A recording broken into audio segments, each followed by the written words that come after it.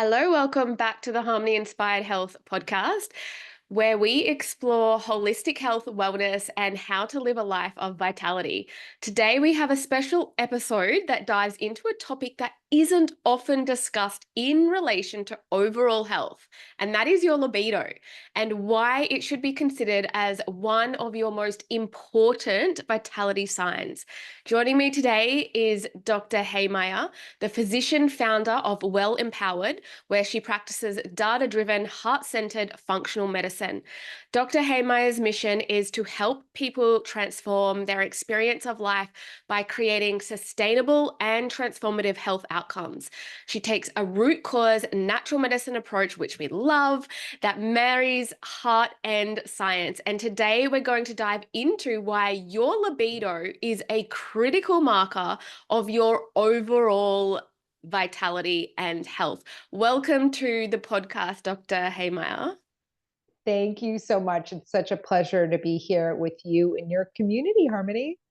I know, and I'm so happy to have you here all the way from Costa Rica. We were chatting just before we hit record, and although you are a bit of a nomad, you said you are now located in Costa Rica, and that is one of the places I desperately want to go to. And I think, what do you love the most about Costa Rica? Oh my gosh. Well, I mean, we could all just imagine on the mention of Costa Rica, the lush green and the beauty of the nature, and that is all certainly true. But I have to tell you, I love the people. I love the people. They are so warm and welcoming and kind and engaging. They are just lovely, lovely, lovely people. So there's plenty of natural beauty and wonder to see here, but I'm going to give the people the number one.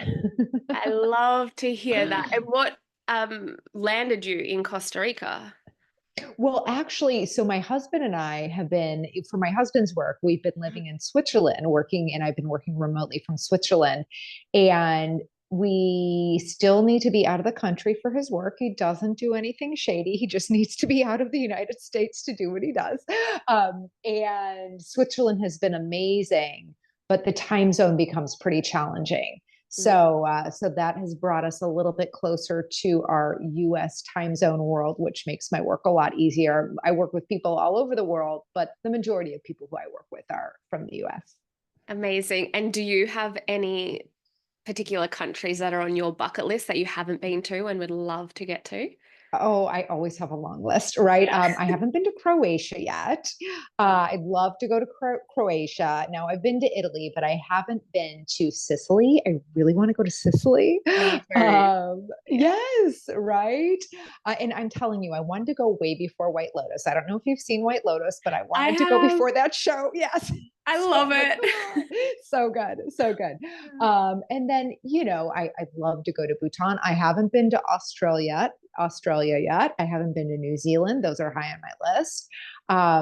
Haven't been to Brazil, and in particular, I really want to see Iguazu Falls. So yeah, I mean, I'm game for going just about anywhere that's reasonably safe. Like, sign me up for that. Yeah.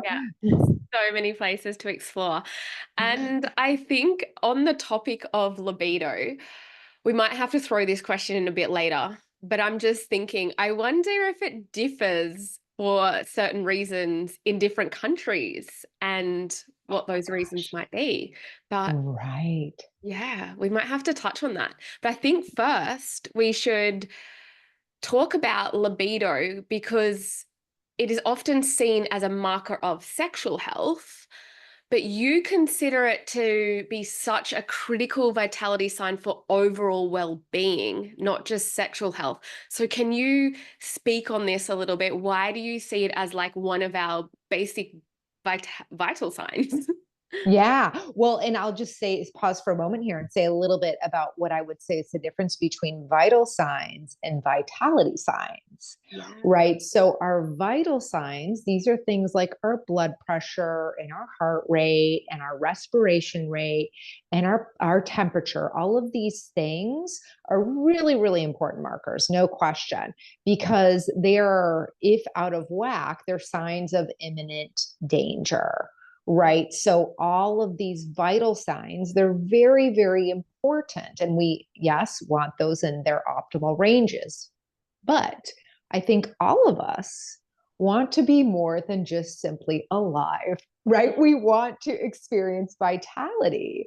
And so then we turn our attention and we start to look at, okay, vitality signs. And, we can start by looking at what is vitality. So the definition of vitality is physical or mental vigor, physical or mental vigor. And so we can start to think about, okay, what are the signs that we have physical or mental vigor? And certainly libido is one of the ones I would put high on the list, right? Our sex drive, our libido is a sign of our physical or mental vigor. Other things we might look at are things like our skin, our hair, our nails. These are all things that are lovely things to have and enjoy, but they're not biochemical necessities, right? So we want to remember our body will always prioritize the foundational essentials that keep us alive over the accessories that allow us to thrive if it needs to make a choice, so to speak, right? If it has limited resources or it's in a stress situation, which will go hand in hand with limited resources, it's going to funnel what it's got towards maintaining blood pressure, towards our immune system, towards these really, really important things that we need to be alive.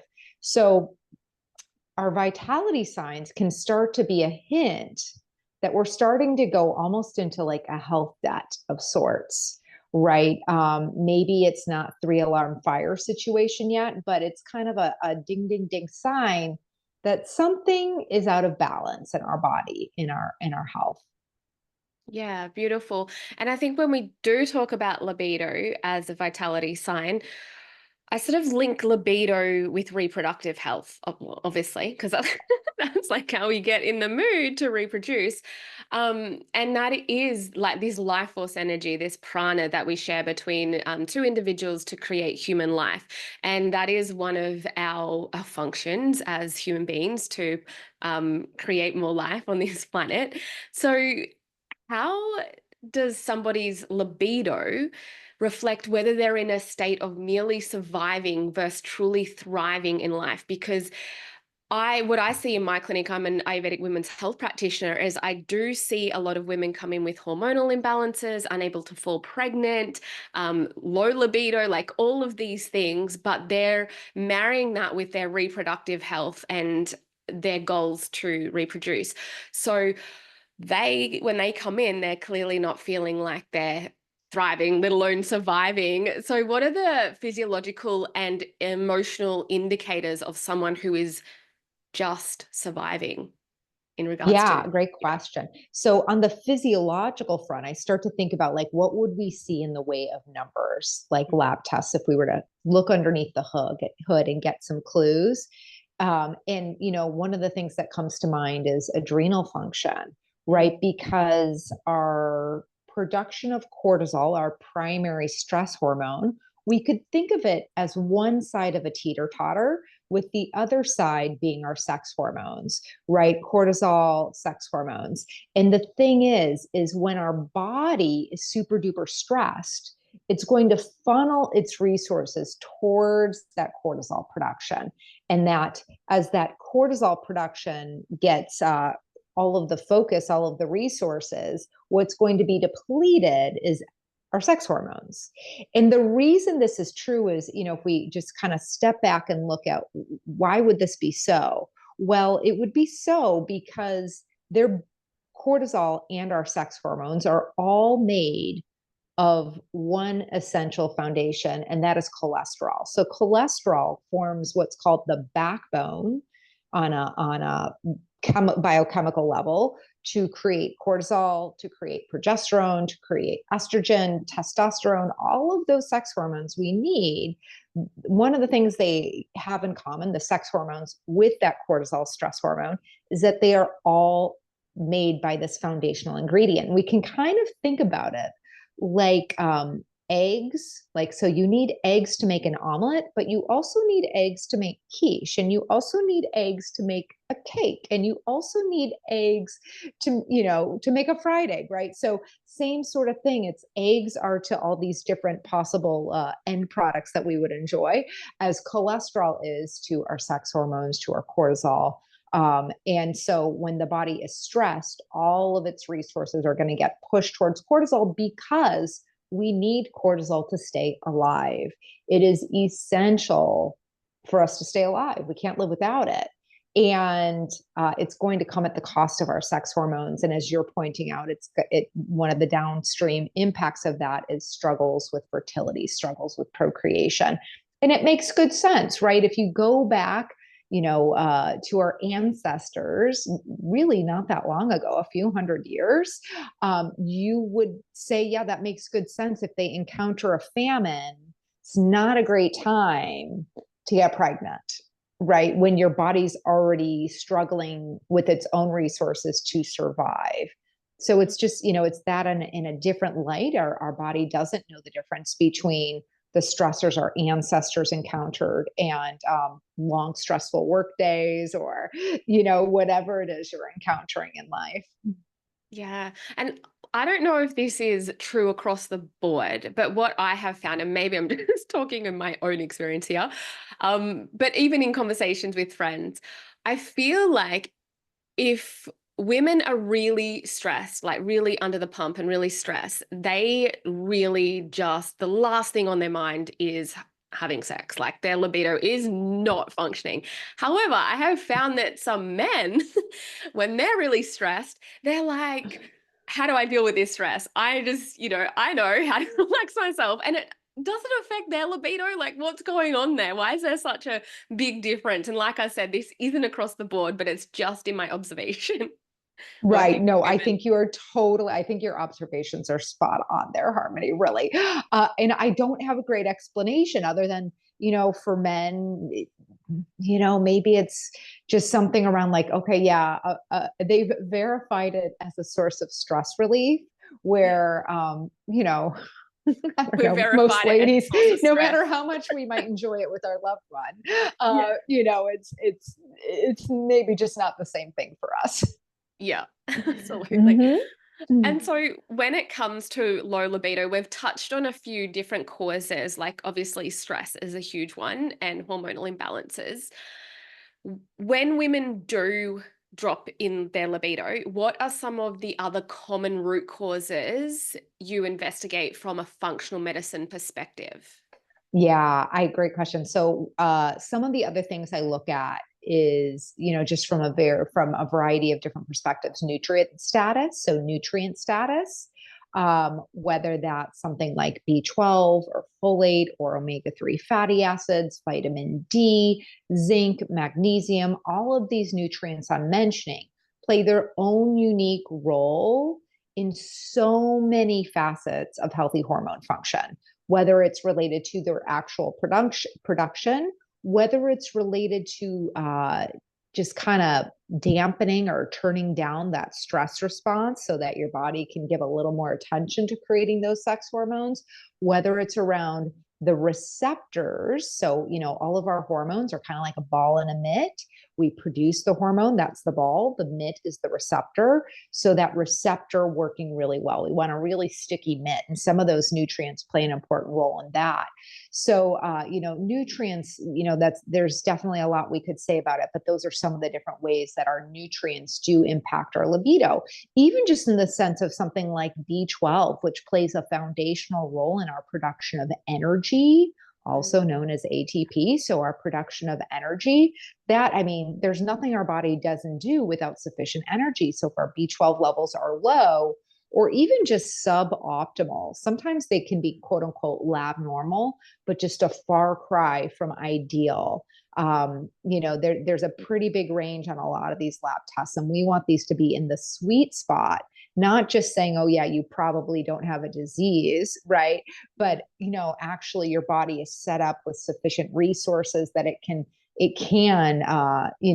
It actually has the raw material it needs to give towards those vitality signs, whether that's libido or hair or skin or nails or all those good things. Mm. And we know Mhm. when it comes to hormonal health with women, it plays a huge factor, as we've mentioned, the stress hormones. And when women go through menopause and their estrogen lowers, and we know that that can cause like low libido, dryness, all of those type of symptoms as well. When it comes to hormones, are there any other trends that you're seeing that contribute to a decline in sexual desire? Yeah, definitely. I mean, even elevated inflammation. So, inflammation, we can measure that through our lab tests. Inflammation is going to interfere. We talked about the sticky mitt of hormones, Mhm. right? Being able to receive that message with the receptor. Inflammation is going to interfere with those receptors. So, that's one of the ways that, our hormone levels, maybe we're producing enough, but our body's not getting the message very well. So, that will negatively impact, our libido. Yeah, beautiful. And so, for someone who has noticed that their libido is lower than it used to be, where do you recommend they start in reclaiming and reestablishing this vitality sign? Yeah. Well, we start by getting numbers, right? We start by looking under the hood and seeing what's going on. We might, in addition to what we're speaking to, these nutrients and inflammation, other things I might tie in is doing like a comprehensive hormonal assessment. There's a lab company, right? Dutch does great lab assessments, and we're combining saliva with urinary assessments so that we can get a real feel for what is going on. Is it that all of your sex hormones are low, or is it just that some of your sex hormones are low?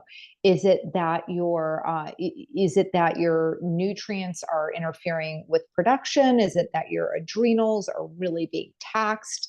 And if so, why? Right. So there are a lot of different ways we might go for different people, but fundamentally doing a really comprehensive nutrient assessment, doing a comprehensive look at inflammation, looking at our how the actual sex hormones themselves, as well as our stress response. Those are some of the places that I would start. But for those of you who are kind of sitting there thinking this all sounds good, I'm not yet ready to do that. You might start to comb through your life and look at where are there stressors that you could remove from your body, right? Thinking about things like, am I getting sufficient sleep? Right? Big source of stress for people. What could I do about that? Okay, if you have little ones, maybe there's only so much you can do, but maybe you can reduce the amount of social media engagement so that you're in bed 30 minutes earlier. Great. We will take a better game over a perfect game any day of the week, right? So just that little tiny shift goes a long way. Things like, even in the way of looking at things that stress our body that perhaps in this day and age we're not as aware of, are things like multitasking, right? I talk with the people who I work with a lot on this. We can be really addicted to being constantly stimulated, whether that shows up as texting while you're having a conversation, or you're in a virtual meeting but you're also playing. I have a woman who is working on her addiction to Candy Crush.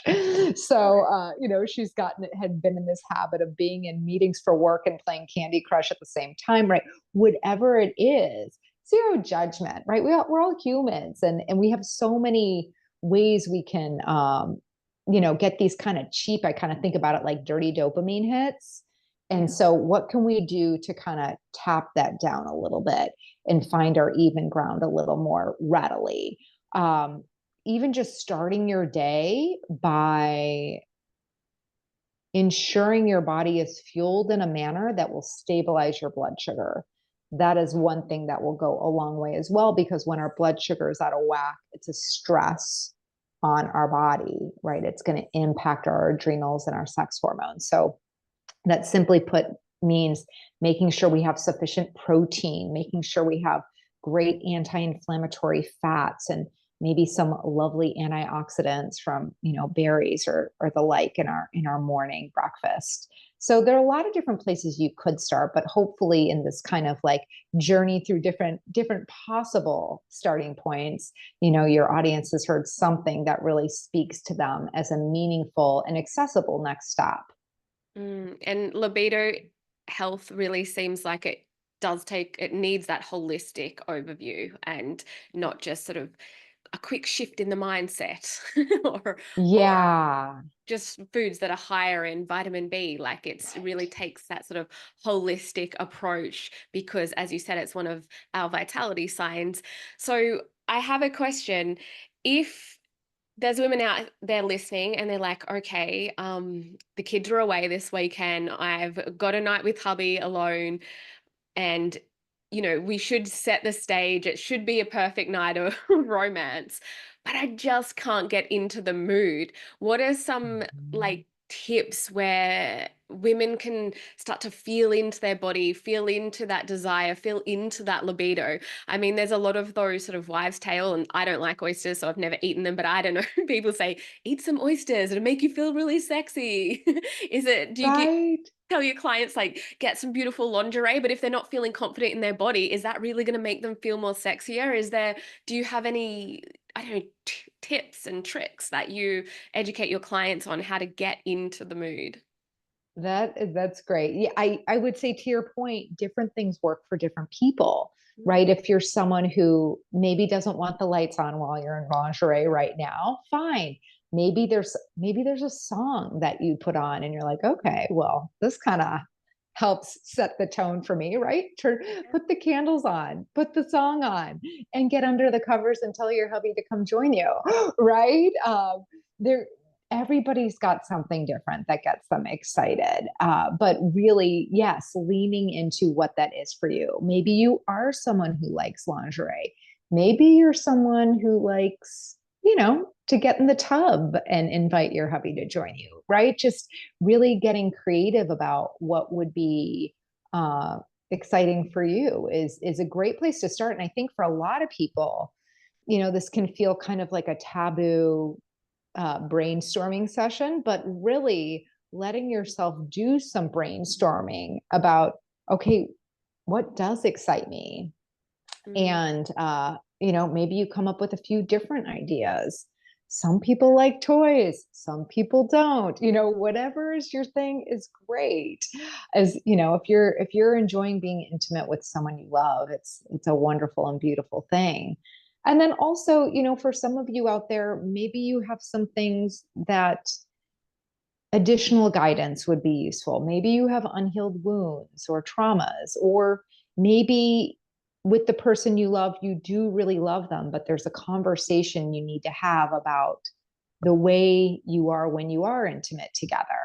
Right. So all of these, our libido certainly is a lot more than just our sex hormones, right? So just acknowledging that there are so many different facets. And for most people, who are dealing with a lower libido, it's a combination of things, right? Just really picking one thing to begin to address and support the body in its healing, and then going on to the next. Perfect. I think for a lot of couples, especially couples who either both work full time and then are exhausted at the end of the day, or couples who have children, they often feel that they don't have the time or they're not making the time for the intimacy. And so I think it could be really cool to put in your calendar now, like talk to your partner and put in your calendar a date night where you can actually discuss the things that we've just spoken about, like discuss what turns them on and what sort of intimacy that they enjoy, whether they like toys, whether they don't like toys, whether they like lingerie, whether they prefer to be the lights off under the cover, like just talk about it. And then maybe that random date night can turn into a regular sexy Sunday or something. So you have to create the time. Like there is always time for what's most important. You just have to create it. I think that's one of the things that I hear in my clinic specifically is like, the whole time factor, and they're using all their time and energy expenditure at either work or running around after kids and so on. And again, that brings us back into this full circle about providing and fueling our body with the right types of energies. So for a libido boosting diet, I know you mentioned vitamin B's, but like what kind of foods can the listeners start to consume, or what sort of dietary tips do you have to help support hormones, therefore helping support libido, or help support their energy, therefore help support their libido, or their sleep, which helps support Yeah. libido? Right, Yeah. 100%. Yes. Well, definitely those omega-3 fatty acids. I love those as a front, a leader. And those omega-3 fatty acids, right? We're going to get the most plentiful amounts from quality fish and seafood. That's really going to drive our hormones to work quite well. And also, I would put on top of that, making sure you're getting sufficient protein as a whole, right? Protein forms the foundation of so many different aspects that ultimately allow for, physiologically speaking, healthy hormone production, et cetera. So it's going to be different for different people. It's going to vary depending on your, in particular, your activity level. But for most people, if they're targeting around 90 to 100 grams of protein a day, that's usually a pretty reasonable place to fall. So, being mindful of that. And yes, getting those colorful vegetables and fruits, which are going to provide, each color provides different antioxidants.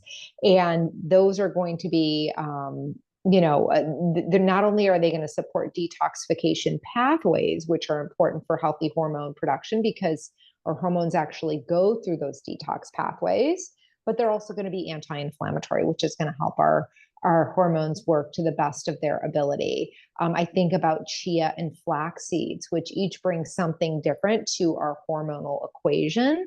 And, we can definitely get into the weeds with these things, but simply put, just incorporating either one of those on a regular basis into your diet is going to be really helpful for your cycle and healthy hormones. Mm. From an Ayurvedic perspective, there's certain like herbs that can help somebody's libido depending on their individual constitution. But if we're just looking at a really typical sort of, one that suits a lot of people, we have the herb shatavari, and it helps to really increase energy, increase libido. It's a beautiful women's health tonic to increase ojas, which is like vitality, and tejas and passion, and all of these wonderful things just come to mind as we're talking about libido. Is there any herbs or supplements that you've found to be quite supportive in helping women boost their libido? Yeah, great question. Yeah. So one of the things I would think about is maca. So Mhm. maca is a lovely adaptogen that is really specific to our hormonal system. So adaptogens don't add any hormones; they just help our body raise hormones naturally when they're low and bring them down when they're high. So maca is definitely I'm a big fan of that when it comes to supporting libido. And then when I think about if someone is dealing with high levels of stress and we're looking to support adrenals and the side effect being improving libido, I'm going to be thinking about something like ashwagandha, maybe Shisandra, something in those worlds. Those are both really nice stabilizing herbs. And then we might get a little bit more specific depending on whether they feel like hyped up or just tired and depleted. Absolutely. And ashwagandha is also really good at boosting like blood energy as well, iron. So that Mhm. could be another thing. Like that's why it's so important to get like tested and to talk to someone, right? Because imagine if a lot of your issues comes down to this chronic fatigue due to low iron, and once that we fix that, your libido's back on its tracks where it needs Right, to be. exactly. Yeah. Hmm. And I think people really love hearing about other people's journeys because they can relate it to themselves. So, before we wrap this conversation up, do you have a success story of a patient that you've worked with in helping them restore their libido and sexual desire? Yeah, definitely. Oh my goodness. I'm like have all these people coming to mind here, right? But one person in particular comes to mind, and she came to me for a variety of different things, but fundamentally she was just overall super depleted. And so while her libido was low, that wasn't the number one thing on her list, right? She just wanted to be able to kind of like do more than make it through the day when we first started working together.